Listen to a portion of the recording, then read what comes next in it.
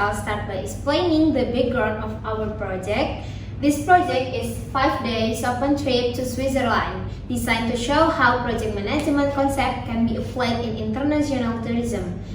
So, planning an overseas trip is not simple because it involves budget management, scheduling, team coordination, and risk management. So, for the next is the problem statement. The main problem is in this project is include controlling the budget, managing team roles, arranging an efficient schedule, and anticipating risks such as flight delays, weather condition, and travel document issues. So for this challenge, the objective of this project are to organize an international trips that is safe, comfortable, and well organized to manage resources efficiently and to apply project management principle in the real project. For the benefits, our project is the experience by the participant who receive a well-planned travel experience, the project team who gain practical project management skills, and business partners such as hotel and transportation providers.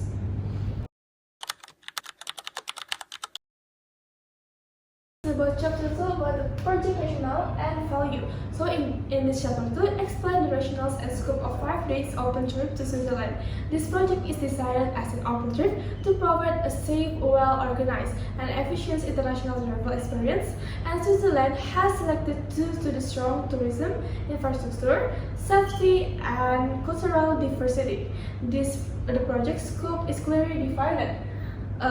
Items within the scope include the international flight, travel insurance, minimum 3-star hotels, official Swiss explorations, and meals according to the itinerary, and also the attraction tickets and trip documentations. Okay, and then items outside the scope include the visa fees, personal expenses, and activities outside the itinerary. The key assumption of this contracts include a fixed 5-day durations, limited to the participant, and fixed budget. These boundaries help ensure realistic planning and smooth execution.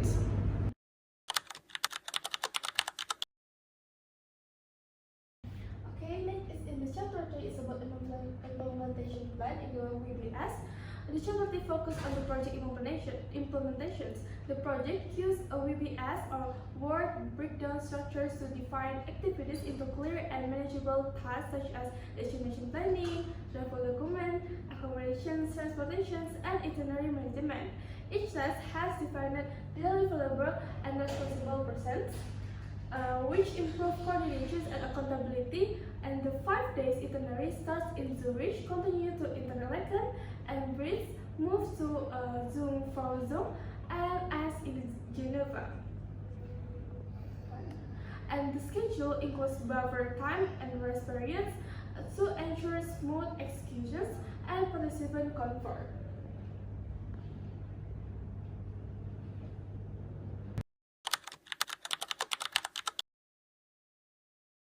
First, I will explain the estimated budget and financial resources.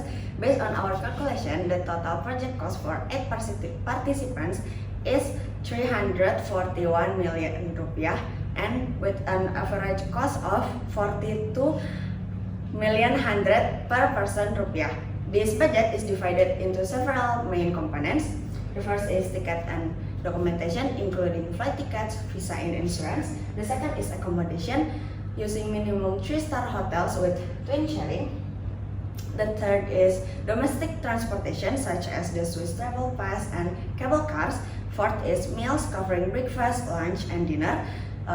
And the next is the attraction tickets such as Brienz Lake and Swiss National Museum. And the last is emergency funds as contingency costs. As a treasurer, my responsibility is to ensure that all expenses remain within the approved budget, transparent and aligned with the project scope.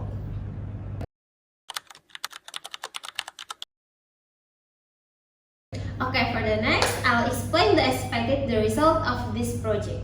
This project is considered successful if the trip is carried out according to approved itinerary or participant travel safely, and all services meet the plane quality standards. Participant satisfaction is a key success indicator. We expect positive feedback on accommodation, transportation, means, and overall travel experience. Budget control is also important, meaning all expenses must remain within the planned budget.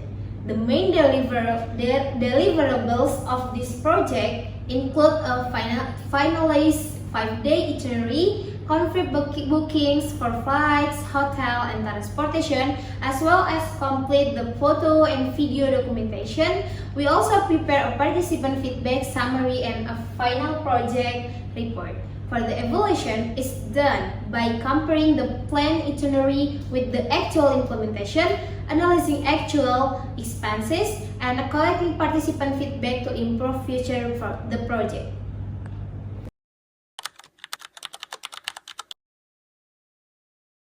Okay, next in chapter 6 is explained about how quality is managed in this project. Quality is measured using KPI or key performance indicators to ensure the objective evaluations. And the project sets standards such as minimum 3-star hotels and safe and punctual transportations, proper itinerary executions, and at least 19% participants as satisfactions. And also KPI focus on hotel quality, transportation reliability, and service satisfactions. Quality control is conducted during the trip to allow quick corrective actions if issues occur.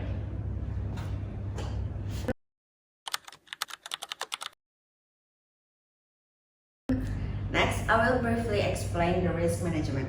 In this project, risks are analyzed using a probability times impact matrix. The main identified risks include flight delays, visa issues, weather conditions, health problems, and budget overruns. Each risk is evaluated using a scale from 1 to 3 means 1 means low, 2 means medium, and 3 means high. For example, flight delays have a medium probability and high impact, resulting in high risk level. To mitigate this risk, we prepare strategies such as buffer time, early visa application, flexible itinerary, travel insurance, and emergency funds.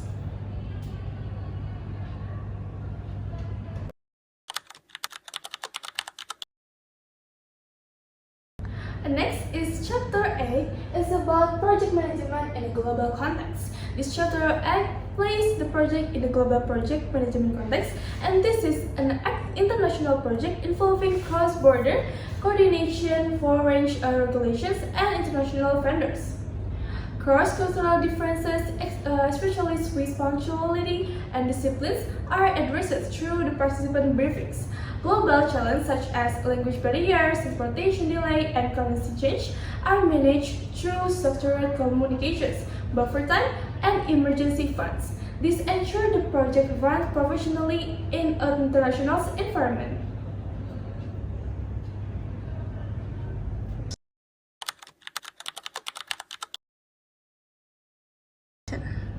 Lastly, I will explain the procurement management. Procurement in this project includes flight tickets, hotels, Swiss travel pass, and insurance.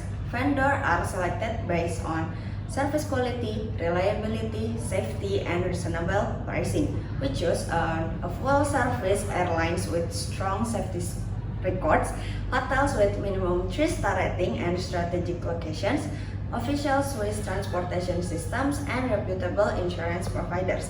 This procurement strategy helps ensure cost efficiency while maintaining service quality. Done!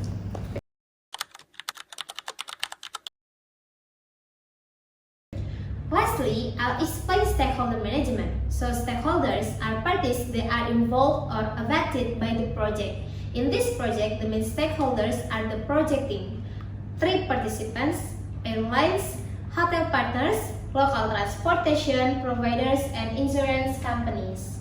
The project team has high interest and high influence because they are responsible for planning and execution.